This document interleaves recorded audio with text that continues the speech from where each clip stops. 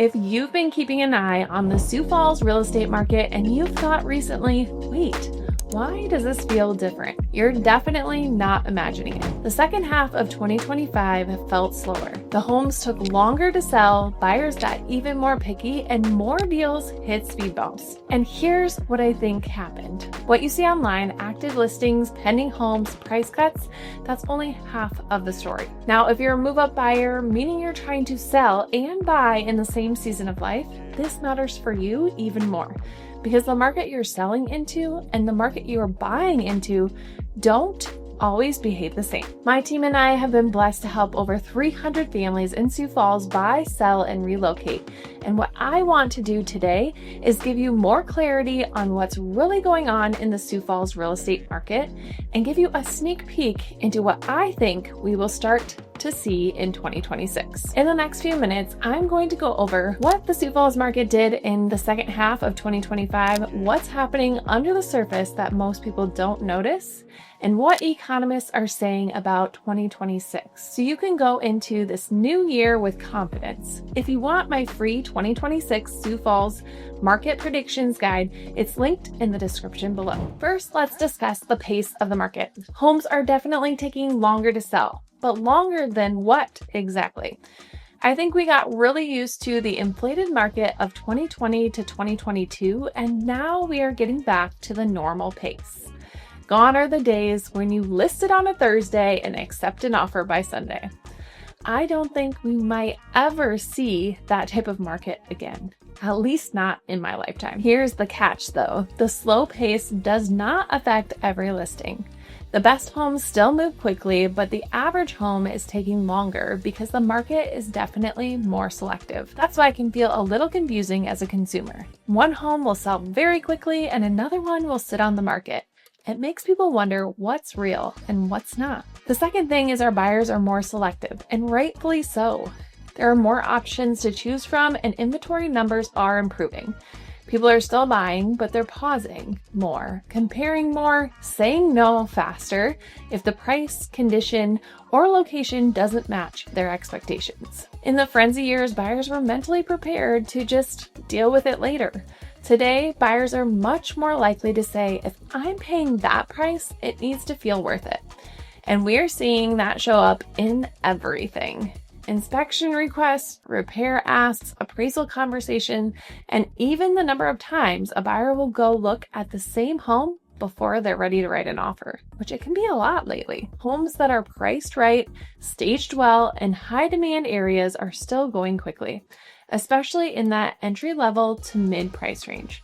So when people say the market slowed down, I always want to add, it depends on your lane. The most normal parts of the market are the entry level to mid price. These tend to have the deepest buyer pool.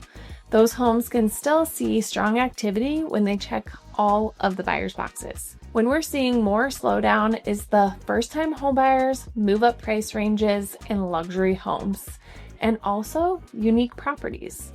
The buyer pool is definitely smaller and expectations seem to be higher in these categories. With fewer buyers that can play in that space, the market gets more sensitive to things like layout, condition, upgrades, location, and pricing. And that means longer timelines and more negotiation. So it's not nothing is selling. It's more like the market is rewarding the homes that check boxes, and it's definitely punishing the ones that don't. The fourth piece of the puzzle is inventory. It can look one way on paper and feel much different in real life. Inventory may look like it's building, but it doesn't always transfer to the easy choices because some listings go stale and then they get pulled off the market or deals fall apart and they come back on the market, and that changes what's truly available from week to week. This is why you can scroll online and think, wow, there's so many options out there. And then when you start touring homes and it feels like, okay, but which one are actually good options for us? That gap between what you see online and what you feel in person is a huge theme I'm seeing right now. Now that's what's happening on the surface. Next, I want to talk about the part people don't realize is driving the weirdness, which is our hidden market. All right, here's the part that doesn't show up clearly when you're just scrolling Zillow. There are two trends under the surface that explain why this feels different in the second half of 2025. The number one option is that pending, unfortunately, doesn't always feel as final as it used to. Nationally, we've seen roughly 1 in 7 homes that go under contract not make it all the way to closing. And the reason matters. Buyers have more options. They're more cautious, and if inspection, appraisal, or repairs don't line up, they're more than willing to move on and walk away. We're also seeing more home sale contingencies come back, meaning a buyer is ready an offer, but they have a home to sell and their property hasn't sold. So then they have to put the house back on the market. And with market temperatures, we're seeing more fallout of those for sure. So when you feel like you're seeing more homes pop back on the market after going pending, that's not in your head. It's real life, and it's not a lot of fun. The positive of this is you can't just assume every pending home is gone forever. So if you missed out on the one, keep an eye on it and have your agent stay in touch with the other agent. So if something goes wrong, you're right there and can jump in. Number 2 is some inventory is real and some is temporary. The other trend we are seeing is that sellers are pulling their listings instead of chasing the market down. They don't really have to sell in most instances. When the days on market stretch and the price reductions start to stack up, a lot of sellers, especially in slower segments, would rather pause than accept an offer that feels way too low for what they feel their house is worth. So the home doesn't sell, it just disappears, and it keeps inventory tighter than it looks. This matters because it's one reason the market can feel like it's not fully loosening. Some owners are willing to sell, but only at a certain number. If the market doesn't meet them there, they can afford to wait. That creates the stop and start feeling where inventory shows up, then vanishes, then shows up again. Believe me, not my favorite either. I don't share all of this to spark fear in you. I want you to feel educated, comfortable, and confident. If you're entering into the market as a buyer or a seller, or both, I want to be clear. This doesn't mean nothing sells and every home sale is difficult. The market is just rewarding the homes that are priced right and show well. And it's exposing the ones that are maybe overpriced, highly unique, or are in a smaller buyer pool. And the market is rewarding buyers and sellers who work with an experienced agent that can navigate the ever-changing real estate market. Having the right people in your corner is super important, especially in a market like this. So here's a quick real-life example of what we're seeing in today's market. We'll see a home that's priced a little too high or with a couple of condition issues, like it needs paint or the floors are scuffed, or maybe it's outdated. These are sitting longer than the seller expected, and then the seller faces a choice. Make meaningful changes to these issues, the price, presentation, or repairs, or pause and relist the home later. That's the temporary inventory piece. And on the pending side, we're seeing more moments where a buyer says, I'm kind of unsure if this inspection reveals something scary or if the seller isn't willing to work with us.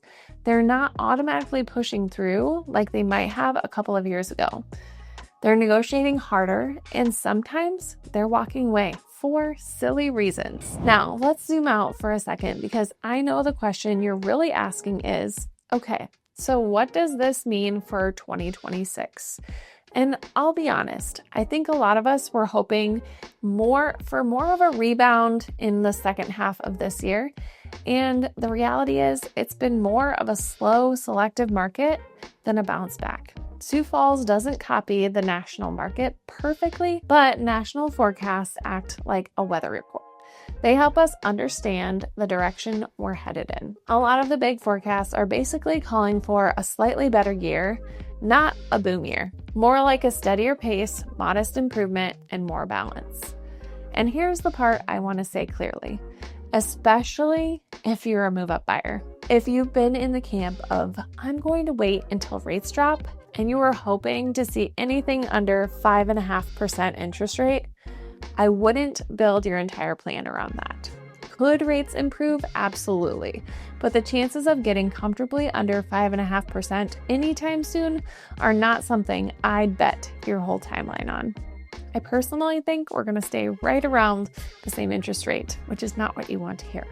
So when you're considering a move in 2026, it's probably going to be less waiting for a perfect rate and more about strategy, understanding your price range, and your timing. You want to know how to navigate a more selective market, because in a market like this, outcomes come from the execution, pricing, and presentation if you're selling, and being prepared and decisive when the right home shows up if you're buying. So if you're considering a move in 2026 and new construction is even slightly on your radar, you're going to want to check out the video I've linked right here where I break down new construction options in Sioux Falls, what to know, what it costs, and how to decide if building is the right move for you.